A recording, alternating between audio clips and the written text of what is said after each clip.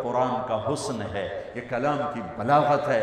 ہماری بدقسمتی ہے کہ ہم قرآن کے حسن کو نہیں پہچانتے، ہم اس حد تک نہیں پہنچتے جہد کر کے کہ قرآن کا حسن دیکھ سکیں، تو اس پر پردہ ہی پڑا رہتا ہے۔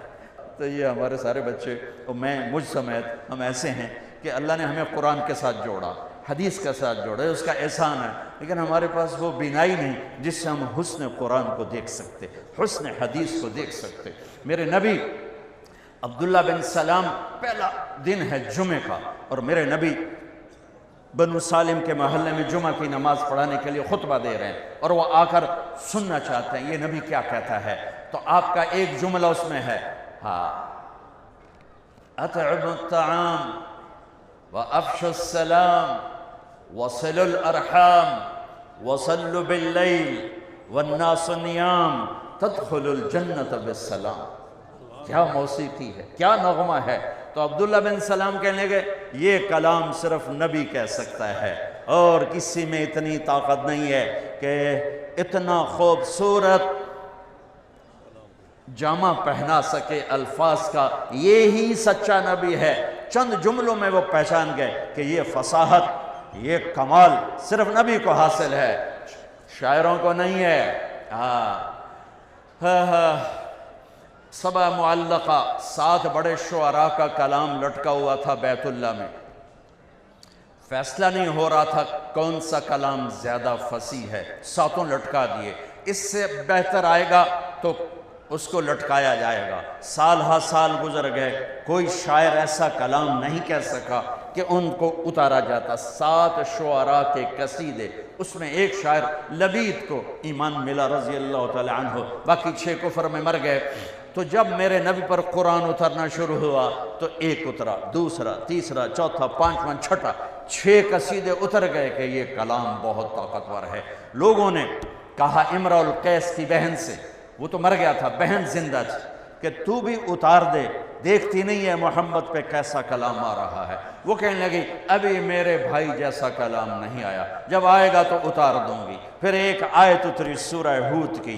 قرآن سارا بہت فصیح ہے، اور پورے قرآن کی افصح آیت فی القرآن، قرآن کی سب سے فصیح آیت 19 الفاظ اور 21 اقسام بلاغت، 19 الفاظ اور 21 اقسام بلاغت۔ یا علامہ طنطاوی رحمۃ اللہ علیہ نے اپنی تفسیر میں ان سب کو ذکر کیا ایک ایک کر کے کہ اس 19 الفاظ میں 21 اقسام بلاغت ہیں جو انسان کے بس کی بات نہیں ہے۔ وَقِيلَ يَا أَرْضُ ابْلَعِي مَاءَكِ وَيَا سَمَاءُ أَقْلِعِي وَغِيضَ الْمَاءِ وَقُضِيَ الْأَمْرُ وَاسْتَوَتْ عَلَى الْجُودِيِّ وَقِيلَ بُعْدًا لِلْقَوْمِ الظَّالِمِينَ۔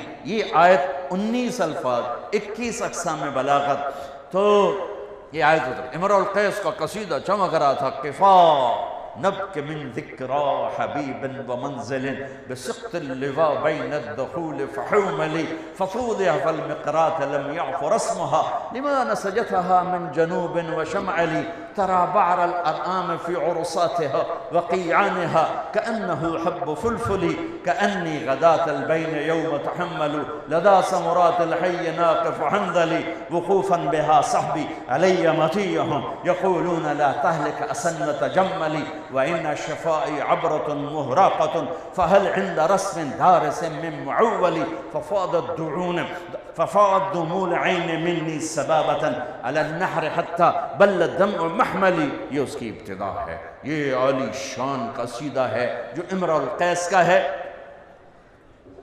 جب یہ آیت آئی تو اس کی بہن نے کہا اس کلام نے میرے بھائی کے کلام کو توڑ دیا ہے، اور جا کر قصیدہ اتار دیا کہ وہ حسن کلام کو جانتے تھے۔